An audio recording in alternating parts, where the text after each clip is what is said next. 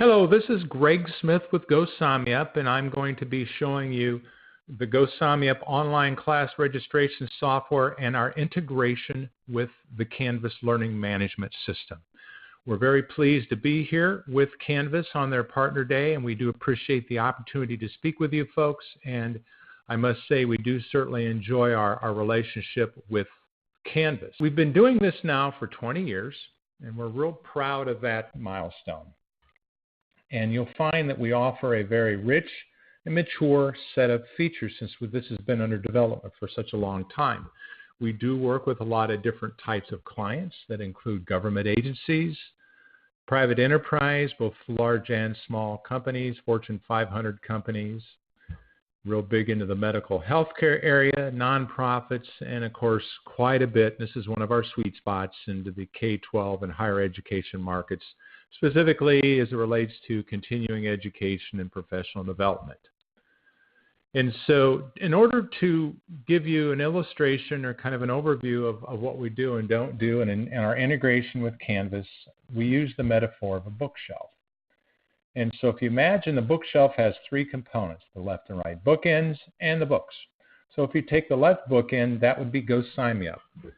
That would be the public side interface where your folks will go to search, sign up, and pay for their classes if you're doing e-commerce. I should point out that the fact that we work both with signing up for Canvas classes as well as in-seat classes. So you're going to get a unified public portal with GoSIgnMeUp. So the registration process, one would search, sign up for their class. They're going to get an email confirming that automatically. If it is a Canvas course, then that email will include the link to go back to their Canvas account, where they then can begin consuming the data or the class that they just signed up for. If it's not a Canvas class, then GoSIgnMeUp won't have any interaction with that particular class since it's an in-seat class. Additionally, there's a second and third reminder to go out. I should also point out that if they sign up for a Canvas class and do not have a Canvas account, GoSIgnMeUp will create it for them. So then they have a newly created Canvas account. Once the class starts, those are the books. We don't provide that. That's provided by you either through Canvas or your in-seat classes. Then when the classes are done, the right bookend takes over again, and we've got functionalities where when the class is completed, the students will automatically get an email with their certificate of completion, all filled in as a PDF file. And then also on the back end, or the administrative side, there are over 55 reports baked into GoSIgnMeUp, which are all customizable and exportable, and they're updated on the fly as folks are transcribed for the class. So that's kind of a nutshell overview, or a bookshelf overview, I should say, of what GoSIgnMeUp provides. I'm going to go ahead and share my desktop with you. If you bear with me here just for a moment while we switch over to desktop sharing mode. This is a public site interface. It's a demo site we put together. It's no one in particular, but let's talk about the anatomy of this page. Of course, in the upper right-hand corner is the home button, which brings you back to this page, and then you've got Create Account. One does need to have an account in GoSIgnMeUp in order to sign up for a class. Obviously, you need at least their name and email address so you can communicate with them, but you control this account registration form. This form can have as few fields as you want, such as just maybe their name, username, password, and email, or you can have up to 43 fields.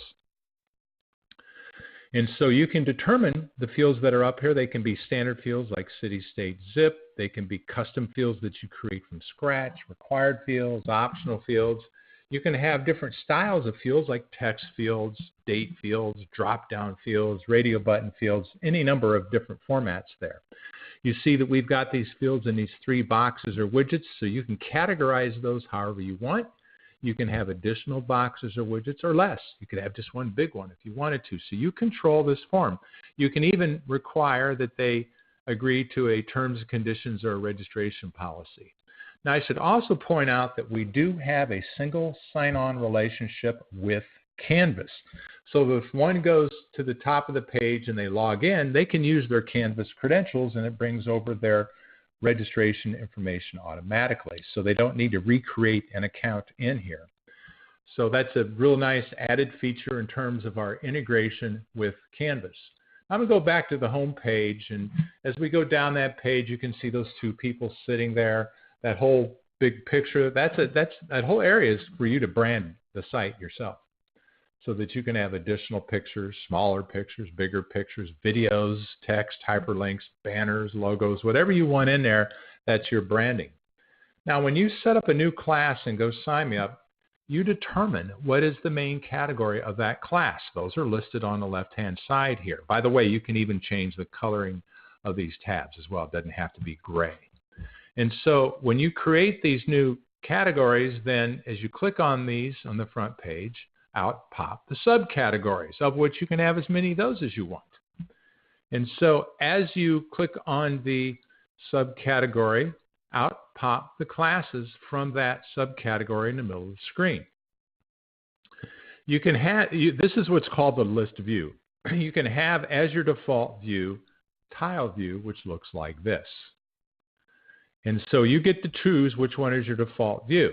The advantage of the tile view is that you've got pictures and a real branded look and quite a bit of information listed here. The advantage of the list view is it's a very concise, logical, and space-efficient way of displaying your classes. You can also allow your folks to toggle between the two up there from those top two icons. Now on this page you've got options such as the default sort order. It could be by course name alphabetically, chronologically by start date, even the location could be listed that way. There's fields that you can add and remove if you want, such as the course number. I could add a course number onto this listing and other information as well. You'll see with the location, if you are doing face-to-face locations, then it gives you a nice little map. Obviously, if you're doing strictly an LMS class, then you're not going to need a map for that. Now, these buttons on the right-hand side and their wording are customizable, such as add to cart could be sign up now. You can set up an enrollment threshold for each class so that when the class becomes full, it says class full, as you see with that very top class. Now, if one cancels out of a roster spot in a full class, and that's assuming you allow for it, then the class full status changes back automatically to add to cart. And of course, that person gets an email confirming that they just removed themselves from that class. Additionally, you can exercise on a per course basis a wait space, as you see here, the second to the bottom course. And so in that case, when the class is full, one signs up in the wait space. Now, if someone cancels out of a spot, actual roster spot in that class, then the first person on the wait list automatically gets placed into the class and, of course, gets an email confirming that. So again, another set of automation there where we're doing the heavy lifting for you.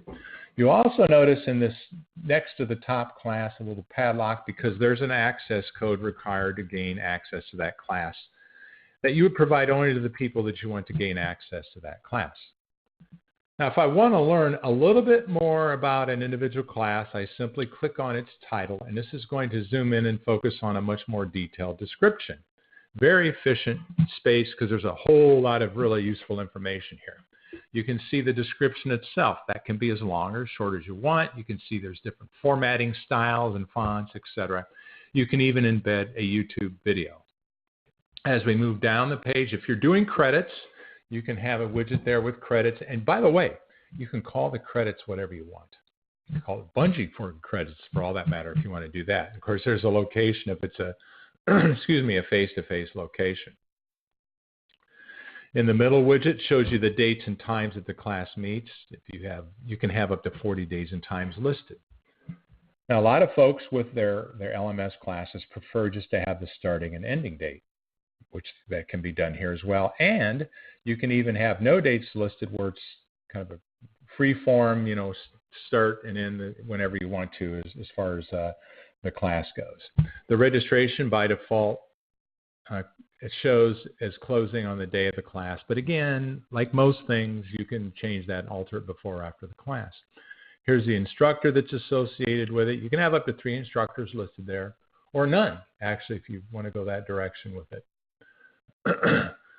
Now, on the right-hand side, I basically turn on every widget, every possibility here. You don't have to exercise these, such as how many seats are available. But with the pricing, if you're not charging for classes, there'll be no mention of money, no mention of this widget, of course, with pricing. But if you are charging, there's lots of options. The first option is it could be free. Class could be free. You could have a one-size-fits-all price where it shows that price. You can have early bird pricing, so the pricing changes automatically based on a date.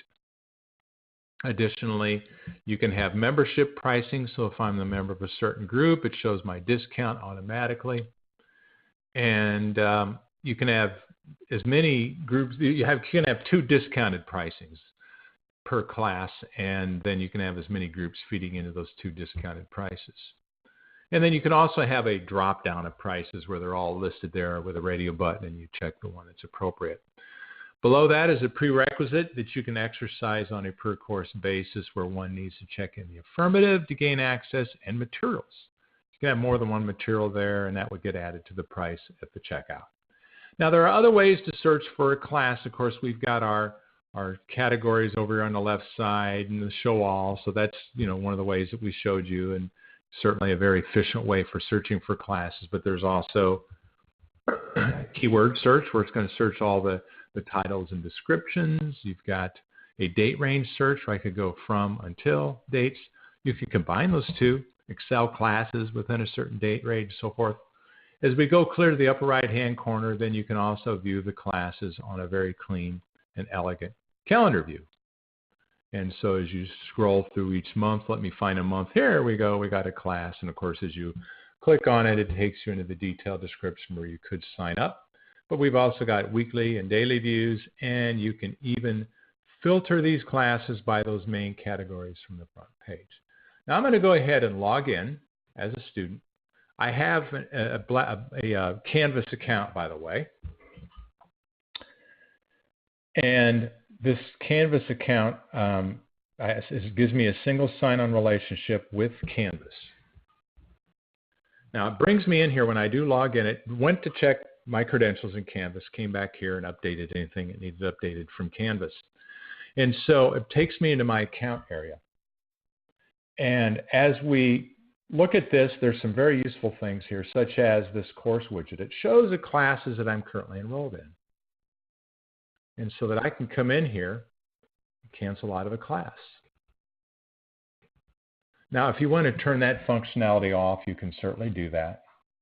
Or you can say, yes, they can cancel, but only X number of days before the start of the course.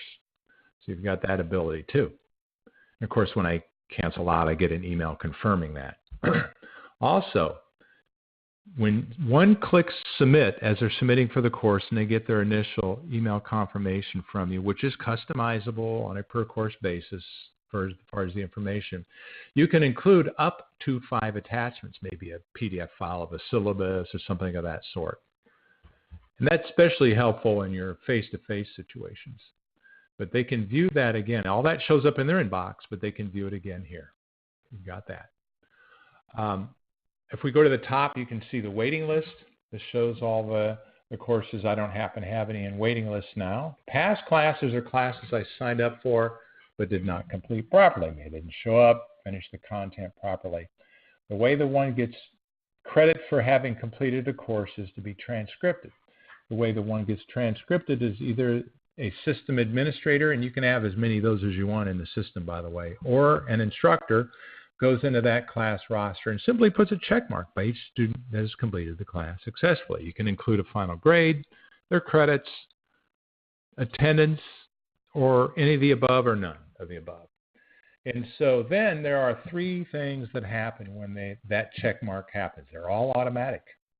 First thing is I can come into this area and view the history of my classes. By the way, you can change the wording from transcripted to something else. So now I can look at my transcript, and let's put a date range in here. I'm going to go back a couple of years. You can make this date range whatever you want it to be, to the current date. Click filter, and it shows the classes that I've completed. I can click print, and it shows my transcript. Of course, the logo up there would be your organizational logo, not ours. Now, there are 3 things that happen the first thing when that checkbox happens, and as I mentioned, first thing is that they can view the students can view their transcript. They can also you can have a certificate of completion emailed automatically. There's more classes here. I wanted to show you there's more than one class in their history here. And so, in fact, let's take a look at what it looks like in the printout in the transcript. I didn't go far enough back in the so you can see, and you can see how it totals up credits too if you're doing that. And so the second thing that happens when they're transcripted is you can have that certificate emailed out automatically. And the third thing is all your reports are updated automatically, dynamically on the fly. I can see my canceled courses, and look at down here. All these email notifications that are automatic show up in my inbox, but here they are again. Just kind of a little audit trail. In fact, that's a cancellation notice that just went out. So now let's do this. Let's sign up for a class. Let me show you that process. Our goal was twofold. It was to have very few mouse clicks, first of all, and second of all, be very clear where you are in the process. So let's show you how this works. I search for the class. I click Add to Cart. I could do one of two things. I could sign up for additional classes because we do allow for multi-class enrollment, or I could check out either by clicking the green button or the little shopping icon up here where it's very familiar interface and you can empty the cart. So I click Checkout. So let's count the number of mouse clicks that it takes. We're on our first page of the checkout. Notice how it's very clear at the top of the roadmap where we are, where we're headed. And so proceed to payment. This takes us to the payment screen. By the way, you can do discount coupon codes and all those types of things. Different types of payments, purchase orders, PayPal. We can tie into numerous credit card gateways so that we're tying into your credit card system. So that was our second click. Very clear where we are in the process at the top. Place the order now. That's our third mouse click, and we are now enrolled in the class. We've just received an email confirming that we are indeed in the class. That email is specific to the class or classes being signed up for, along with those 5 attachments, along with, if you prefer, you don't have to have one, but if you want, you can do a pre-class survey. It would be a link to a survey you created. And there's a VCS file in there. One would click the link and it puts the dates and times in their calendar. Additionally, there are 2 email confirmations that go out however many days before the start of the class that you determine. So I'm going to go back to my account, and we're going to take a look at that email that's in my inbox, but I'm going to look at it in my account area. So here's the enrollment confirmation that just went out. So here's the link to Canvas, and I've already logged in, and we've logged in here ahead of time, and I'm in my Canvas account right now, and the mixture of matter is the course I just signed up for. Content there waiting for me. Again, you can work with face-to-face classes as well. So that's how the public interface works. Our goal was to create something that was very quick and easy to use, that provides you lots of automation where we do the heavy lifting for you and lots of customization. So we feel pretty good about that. Now let's jump over to the administrative side of GoSIgnMeUp, and I want to show you some reports. And as I mentioned, we've got 55 reports baked into GoSIgnMeUp. There's no way we would have time to go through all those. So I'm going to show you just a handful of these reports, and you can kind of get an idea of how it works. So we're on the administrative side of GoSIgnMeUp, and as I alluded to earlier, you can have as many system administrators as you want. Many of these, this is what's called the course overview. So you got kind of a dashboard looking view, and you've got these little widgets and boxes up here. Some of these are reporting, but they're not the full-on report. So if we go to courses at a glance, you can see that it shows you the courses and you can scroll through it. But look at this on the right-hand side, it shows the number of enrollments. Those are in real time. At the very moment that someone clicks submit, these numbers are updated, which are all of our reports are dynamic. And so then if you move to the right, it just shows generally what your activity is like, how many students you have, if you move down enrollments from month to month. So all these are nice, real quick, easy overview reports, but let's get into some more specific reports. This is called the course grid, and we like the grid style reporting because it's super easy to use, very flexible. It's an excellent way to measure things. And so we're looking at the current courses. First thing we can do is change the filter or which courses we're looking at, such as past courses, canceled, internal, low enrollment, high earnings. That's useful, obviously, if you're collecting money for your classes. We could also go clear to the upper right corner and change the date range. So let's just go back to, oh gosh, how far back should we go? Let's go back to July of 15. So now our filter says I want to see all the courses dating back to July of 2015. But you can go further with it. You see where it says main category. Remember those main categories we had on the front page? Well, they come into play not only for navigation, but they come into play for reporting. And one of the things, if you do work with us, you're going to have a deployment specialist training you, working just with you through webinar training. And one of the cool things they do besides training you how to use the system is always providing you best practices on how to do certain things, such as best practices for categories, for not only navigation, but reporting. So our filter now says I'm going to see all the technology training classes dating back July of 2015. Let's refine this a little bit more. Let's say I only want to see the Excel classes as they relate to that filter. And there we go, all of our Excel classes. Or let's do it by instructor. Let's do, who shall we do? Gail Kennedy it is. And so you'll see with the instructors column now it's only Gail Kennedy's classes and technology training going back to July of 15. You can take any of these columns and simply drag them around. If you want to make it look different, the report, you can make it wide, make a column wider, more narrow. And this is very much like Excel, and that's by design because we wanted to have a familiar interface. I'm going to take Gail Kennedy out of the mix, and we're going to go back to our technology training classes going back to July of 15. Now let's manipulate the data, okay? So you see the name of the course. I click it once, and it put it in alphabetical order. Click it again, it reverses it. Click the instructor. You can see now that it is organized by instructor. Click the start date. It's now listed chronologically. Click the location. It's now organized by location. We just did 5 reports there, folks. You could see how easy that is. But the fun part would be the metrics. Look at this. Remember we talked about these numbers being dynamic in real time? So I click the enrollment tab once. It's from low to high. Click it again, and that reverses it. You can see max enrolled, waiting, max and waiting list. If it's a pass course, how many people attended? You can do your income, see how much income's coming in. We've got various credit types available. You know what? I don't care to see those. Guess what? You can fine-tune this and take those columns out of the mix. But you know what? I'm going to do a room number report because I'm doing some face-to-face classes. And I don't have any data under room numbers, but you can see where that would fall in place. So we could sit here all day and filter this, but we obviously don't have time to do that. So let's do this. Let's say you want to email this to someone or play around with an Excel. I simply click Export to Excel.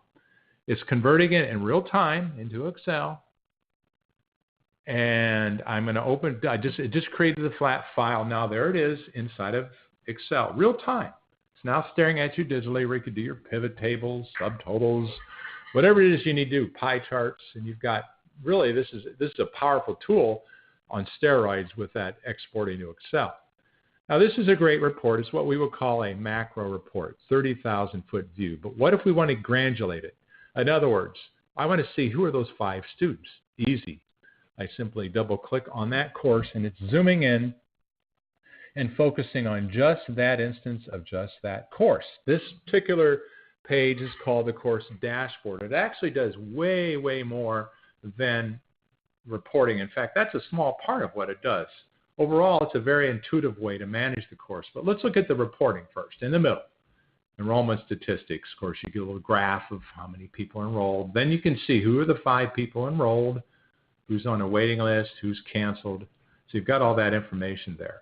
But now we've got really some cool things you can do administratively. If it's a face-to-face course, let's go to the right-hand side, upper right corner. We can do sign-in sheets. You can duplicate a course. So the course you created, just bring it up as a template. You don't have to reinvent the wheel. Do your certificates, taking attendance, move students around. See where it says social networking? You can put this into your Facebook page. And then folks can read about it, click it, brings them directly into signing up for the class. On the left-hand side would be the way that the course looks on the front page, like the description. You can come in here and do your editing with your editing tools, change the instructor, locations, etc. So you got quite a bit of tools at your access here. Finally, this report is called the roster report. It's back to a grid style reporting. I'm going to open up the date range here. It's similar to the course grid, but gets into a little more detail here. Each gray bar going across there is a different course. Let me open up the date range. So we got more courses being offered or being displayed. And so you can see each course, and it's got data in there. It shows the students enrolled and more. Let me show you. So within each course, it shows the student's last name, first name, school, job title level. Those are custom fields. They're going to be different for you, totally different. But it shows, did this person cancel? Are they on the waiting list? If it's a past course, did they attend? So it's a lot of very, very useful information. Now I can come in here and filter like by the categories, date range, and all that. But now here's what I want to do. I want to filter this column that says school. I want to filter only, let's find one here, Glendora Unified. So I only want to see folks from Glendora. I'm going to type that in and filter everything else out. You see here now all we have are the Glendora Unified folks. So there's a lot of really creative ways that this could be used as well. And of course, as you look in the upper right-hand corner, you can export this to Excel. And folks, we're just scratching the surface. You can data mine as far as bringing up email addresses based on students' demographics or their history. We've got a whole page of what we call other reports. These are all reports. In fact, let me just show you one of them here. This is the upcoming course summary. Pretty cool report because it shows you from left to right the name of the course, the location, and the enrollments, percentages. Very useful. But what makes this really nice is that I can send this report as an email to this person, and then you just schedule out the days on these days. And it shows up in their inbox. Very practical, very, very useful report, very functional. We've also got ad hoc report that you can create literally from scratch, where you create your filter here at the top based on what you want to see. Then you choose what fields that you want in this particular report. You can even run it on a scheduled routine and have it emailed or uploaded to an FTP site, which makes it easy then for tying it into student information systems and ERPs and things like that. So that's pretty much what I wanted to get through today, other than we do train you how to use a system with GoSignMeUp. You would be with a real live training person, deployment specialist that'll be working just with you through webinar training. Here's a typical deployment plan. And so that's what you got. Now, if you're interested in learning more, feel free to go to GoSignMeUp.com, or you can contact me directly, Greg Smith, and that's my contact information. The really exciting things that you get with GoSignMeUp above and beyond anything else that's out there is the fact that we work with both Canvas and non-Canvas classes as a unified portal. We're the only system, at least that I'm aware of, that does that. And our reporting is second to none. You just got a real basic view of that. So if you want to learn more, feel free to give me a shout or go to GoSignMeUp.com. You can learn more there, lots of videos there. So thank you very much for your time, and have a great day.